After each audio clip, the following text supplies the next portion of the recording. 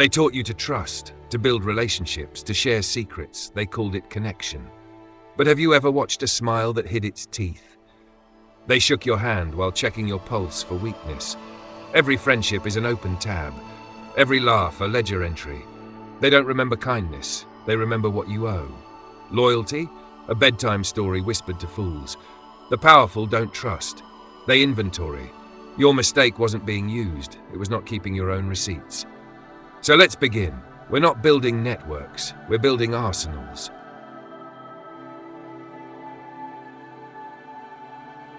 Everyone you know is hiding something. A vice, a regret, a digital scar. You're not here to be kind. You're here to catalogue their collapse. Never give without terms. Every favor you extend is a future invoice. Call it soft debt if it makes you feel moral, emotional leverage, implied guilt, forgotten IOUs. Call it hard debt if you prefer clarity, screenshots, confessions, quiet recordings. Whatever name you choose, just remember, you are not their friend. You are their balance sheet. Blackmail is a crude word. I prefer restructuring expectations. And kindness, it's a leash.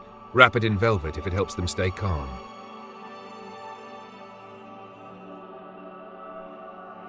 Power isn't a fortress, it's a vault, and everyone is inside it.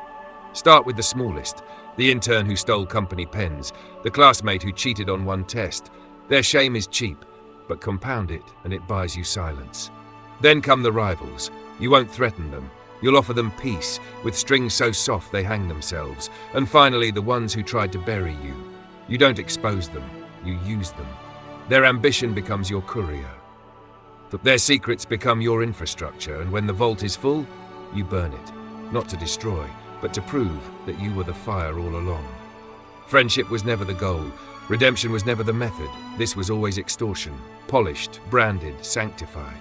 So smile, offer your hand. Then take what they never thought they'd give.